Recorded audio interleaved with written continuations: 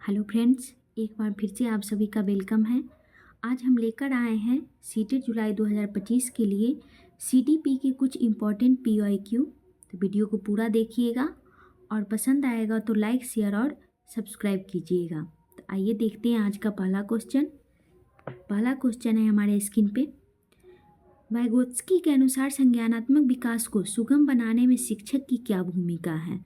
तो ऑप्शन है पहला, छात्र को जानकारी और ज्ञान प्रदान करना। दूसरा है आलम्बन के माध्यम से छात्र के सीखने का मार्गदर्शन और समर्थन करना।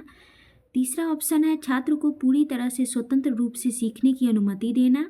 चौथा है केवल उन्हीं कार्य को देना जो विद्यार्थी वर्तमान में स्वतंत्र रूप से कर सकता है। तो वाइगोत्स्की के अनुसार आलम्बन के माध्यम से छात्र के सीखने का मार्गदर्शन और समर्थन करना है। तो वाइगोत्स्की आलम्बन के माध्यम से छात्र के सीखने का मार्गदर्शन और समर्थन करना, इसका आंसर होगा B will be right answer. तब एक बार हम आंसर देख लेते हैं, पहला का ऑप्शन बी। अब हम नेक्स्ट क्वेश्चन देखते हैं।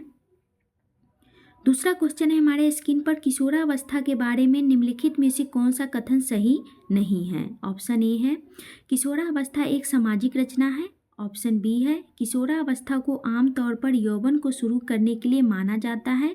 यह एक ऐसी प्रक्रिया है जो परिपक्वता और पुनरुत्पादन की क्षमता की ओर ले जाती है। तीसरा ऑप्शन है किशोरावस्था बचपन और वयस्कता के बीच विकासात्मक संक्रमण है जिसमें शारीरिक, संज्ञानात्मक और मनोसामाजिक परिवर्तन होते हैं। चौथा ऑप्शन है विभिन्न संस्कृतियों के बच्चे एक समान तरीके से किशोरावस्था में प्रवेश करते हैं और इसे अनुभव करते हैं। तो हमारे क्वेश्चन एक बार फिर से पढ़ लेते हैं। किशोरावस्था के बारे में निम्नलिखित में से कौन सा कथन सही नहीं है? तो क्वेश्चन में निगेटिव पूछा गया है तो इसका आंसर भी निगेटिव ही होगा। तो इसका निगेटिव होगा, इसमें विभिन्न संस्कृतियों के बच्चे एक समान तरीके से किशोरावस्था में प्रवेश करते हैं और इसे अनुभव करते हैं, ये निगेटिव होगा। तो इसका आंसर होगा 4। तो D will be right answer. पहला है किशोरावस्था एक सामाजिक रचना है, बिल्कुल सही। दूसरा है किशोरावस्था को आमतौर पर यौवन को शुरू करने के लिए माना जाता है। यह एक ऐसी प्रक्रिया है जो परिपक्वता और पुनरुत्पादन की क्षमता की ओर ले जाता है, ये भी सही है। किशोरावस्था बचपन और वयस्कता के बीच विकासात्मक संक्रमण है जिसमें शारीरिक, संज्ञानात्मक और मनोसामाजिक परिवर्तन होते हैं। तो इसमें निगेटिव पूछा गया है तो निगेटिव ही आंसर होगा। तो दूसरा का 4 होगा आंसर। ऐसे में एक बार आंसर देख लेते हैं, इसका आंसर होगा डी। तो D will be right answer. अब हम नेक्स्ट क्वेश्चन देखते हैं।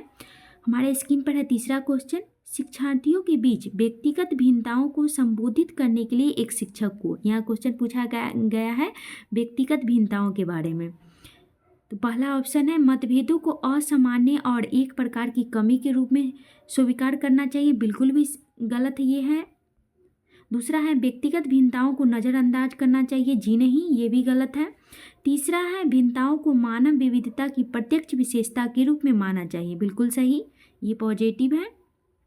चौथा है सभी शिक्षार्थियों के लिए अन्वय और समान पाठ्यक्रम लागू करना चाहिए, बिल्कुल भी नहीं, ये भी निगेटिव है। तो इसका सही आंसर हो जाएगा सी। तो सी विल बी राइट आंसर। एक बार हम इसका आंसर देख लेते हैं। तो तीसरे क्वेश्चन का ऑप्शन सी। अब हम नेक्स्ट क्वेश्चन देखते हैं। हमारे स्क्रीन पर है क्वेश्चन नंबर 4, एक प्रगतिशील कक्षा में आकलन गतिशील होता है, वस्तुनिष्ठ होता है, योगात्मक होता है, मानक संदर्भित होता है। तो प्रगतिशील कक्षा में आकलन गतिशील होता है, तो ए विल बी राइट आंसर। इसका आंसर देखते हैं 4 का पहला। अब हम नेक्स्ट क्वेश्चन देखते हैं, क्वेश्चन नंबर 5, कोहल वर्ग के नैतिक विकास के सिद्धांत की कैरोल गिलियन की आलोचना का केंद्रीय तर्क है। क्वेश्चन पूछा गया है कोहल वर्ग के नैतिक विकास के बारे में। तो ऑप्शन ए है देखभाल की नैतिकता और नारीवादी दृष्टिकोण। दूसरा है बच्चों की नैतिक क्षमताओं को अधिक आंकना। तीसरा है बच्चों के अध्ययन में प्रायोगिक शोध प्रणाली का उपयोग। चौथा है स्कूल जाने वाले बच्चों के लिए अध्ययन के शैक्षिक निहितार्थ। तो कोहल वर्ग के नैतिक विकास सिद्धांत के बारे में क्वेश्चन है। तो कोहल वर्ग ने जो भी शोध किया था उन्होंने सिर्फ पुरुषों पे ही किया था, तो उन्हीं के अंडर काम करने वाली कैरोल गिलियन ने उनका आलोचना की थी।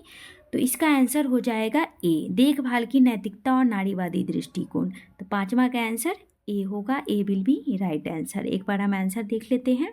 5 का आंसर पहला होगा। अब हम नेक्स्ट क्वेश्चन देखते हैं। अब हम छठा क्वेश्चन देखते हैं।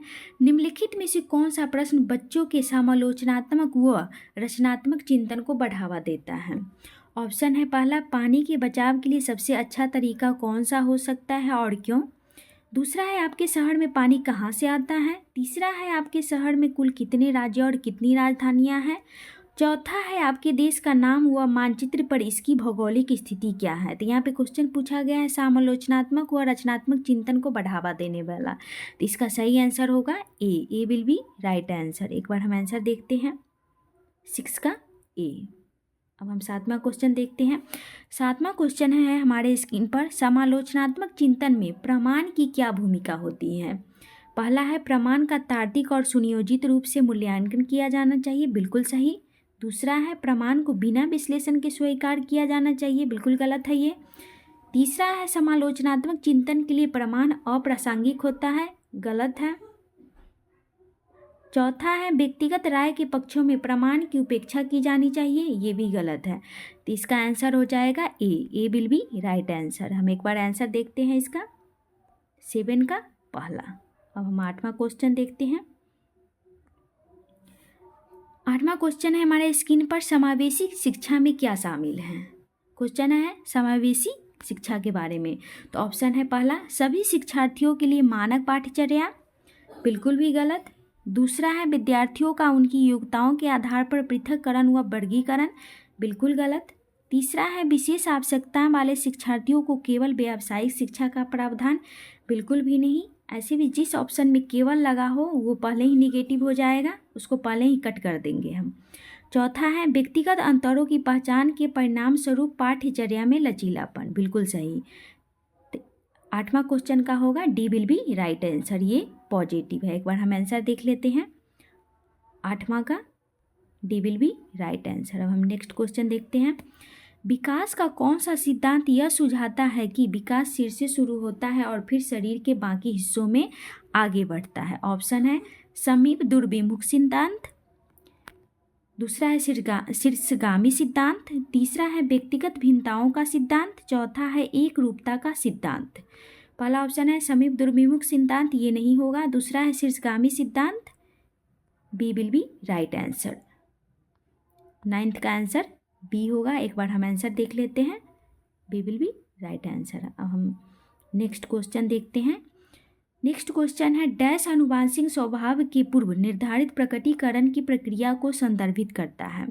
ऑप्शन है परिपक्वता, दूसरा है पार, तीसरा है अनुकूलन, चौथा है समाजीकरण। तो 10th का आंसर होगा ए विल बी राइट आंसर। एक बार हम आंसर देख लेते हैं, पहला आंसर है। अब हम नेक्स्ट क्वेश्चन देखते हैं।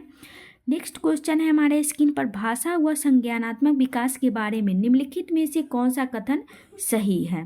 पहला है, भाषा की संज्ञानात्मक विकास में महत्वपूर्ण भूमिका है। दूसरा है, भाषा की संज्ञानात्मक विकास में कोई भूमिका नहीं है। तीसरा है, भाषा संज्ञानात्मक विकास की प्रक्रियाओं में बाधा उत्पन्न करती है। चौथा है, भाषा और संज्ञानात्मक विकास स्वतंत्र प्रक्रियाएं हैं। यहाँ पे क्वेश्चन पूछा गया है भाषा और संज्ञानात्मक विकास के बारे में। एक बार हम ऑप्शन फिर से पढ़ते हैं। भाषा की संज्ञानात्मक विकास में महत्वपूर्ण भूमिका है, बिल्कुल सही। दूसरा है, भाषा की संज्ञानात्मक विकास में कोई भूमिका नहीं है, ये गलत है। तीसरा है, भाषा संज्ञानात्मक विकास की प्रक्रियाओं में बाधा उत्पन्न करती हैं, बिल्कुल भी नहीं। भाषा और संज्ञानात्मक विकास का स्वतंत्र प्रक्रिया है, जी नहीं, ये दोनों एक दूसरे से जुड़े हुए हैं, तो ये भी गलत होगा। तो इसका आंसर होगा ए विल बी राइट आंसर। इसका हम आंसर एक बार देख लेते हैं। 11th का आंसर 1 है। अब हम नेक्स्ट क्वेश्चन देखते हैं। मूल्यांकन का उद्देश्य क्या होना चाहिए? पहला है, छात्रों में भय और तनाव पैदा करना, बिल्कुल भी नहीं, ये निगेटिव है। दूसरा है, असुरक्षा और हीनता की भावना पैदा करना, ये भी निगेटिव है। तीसरा है, छात्रों के बीच तुलना करना, ये भी निगेटिव है। चौथा है, सीखने सिखाने की प्रक्रिया में सहायता प्रदान करना या सहायता करना, ये पॉजिटिव है। तो D will be right answer. 12th का आंसर होगा डी। एक बार हम आंसर मिला लेते हैं, आंसर है डी। अब हम नेक्स्ट क्वेश्चन देखते हैं। नेक्स्ट क्वेश्चन है, कोहल वर्ग के नैतिक विकास की किस अवस्था में बच्चों का तर्क कानून की नैतिकता के इर्द गिर्द घूमता है? ऑप्शन है पूर्व पारंपरिक नैतिकता, दूसरा है पारंपरिक नैतिकता, तीसरा है विषम नैतिकता, चौथा है शाश्वत नैतिकता ऑटोनोमस मोरालिटी। तो इसका सही आंसर होगा बी, पारंपरिक नैतिकता। तो B will be right answer. एक बार हम आंसर देखते हैं। इसका आंसर हो जाएगा दूसरा। अब हम नेक्स्ट क्वेश्चन देखते हैं। ये हमारा सेकंड लास्ट क्वेश्चन है। निम्नलिखित में से कौन एक समावेशी कक्षा का उदाहरण नहीं है? पहला है विविध दृष्टिकोणों का समावेशन, दूसरा है उचित समावेशन का पालन, तीसरा है विभेदित निर्देश देना, चौथा है प्रतिस्पर्धी लोकाचार को प्रोत्साहित करना।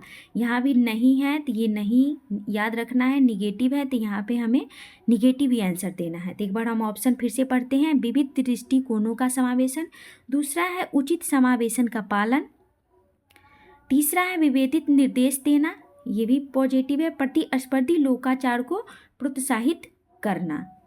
तो ये होगा, इसके लिए ये निगेटिव है। तो निगेटिव का आंसर निगेटिव होगा, तो इसका D will be right answer. अब हम नेक्स्ट क्वेश्चन देखते हैं। ये हमारा आज का लास्ट क्वेश्चन है। तो देखते हैं, रचनात्मक मूल्यांकन के लिए कार्य की प्रगति को दर्शाते पोर्टफोलियो का एक प्रभावी प्रणाली है क्योंकि पहला है वे मूल्यांकन की प्रक्रिया में छात्रों को शामिल करते हैं, दूसरा है वे व्यक्तिगत छात्रों की प्रगति के बारे में अंतर्दृष्टि प्रदान करते हैं, तीसरा है वे मुख्य रूप से अंतिम उत्पाद की प्रस्तुति पर ध्यान केंद्रित करते हैं, चौथा है वे छात्र अधिगम के ठोस सबूत पेश करते हैं। यहाँ पे क्वेश्चन पूछा गया है पोर्टफोलियो से, तो पोर्टफोलियो में क्या सब शामिल होता है? एक बार फिर से ऑप्शन पढ़ते हैं। वे मूल्यांकन की प्रक्रिया में छात्रों को शामिल करते हैं, एकदम सही है। वे व्यक्तिगत छात्रों की प्रगति के बारे में अंतर्दृष्टि प्रदान करते हैं, बिल्कुल सही है। तीसरा है वे मुख्य रूप से अंतिम उत्पाद की प्रस्तुति पर ध्यान केंद्रित करते हैं, जी नहीं, ये गलत है। चौथा है वे छात्र अधिगम के ठोस सबूत पेश करते हैं, ये बिल्कुल सही है। तो यहाँ पे ऑप्शन हो जाएगा ए, बी और डी। तो देख लेते हैं कौन से विकल्प में है। पहला है बी सी, दूसरा है ए डी, तीसरा है ए बी सी, चौथा है A B D, A B D. तो D will be right answer. 15 का आंसर हो जाएगा 4। एक बार आंसर मिला लेते हैं। तो 15 का D will be right answer. तो ये आज का हमारा लास्ट क्वेश्चन था। तो आज के लिए बस इतना ही। अब हम मिलते हैं नेक्स्ट वीडियो में। आज के लिए धन्यवाद।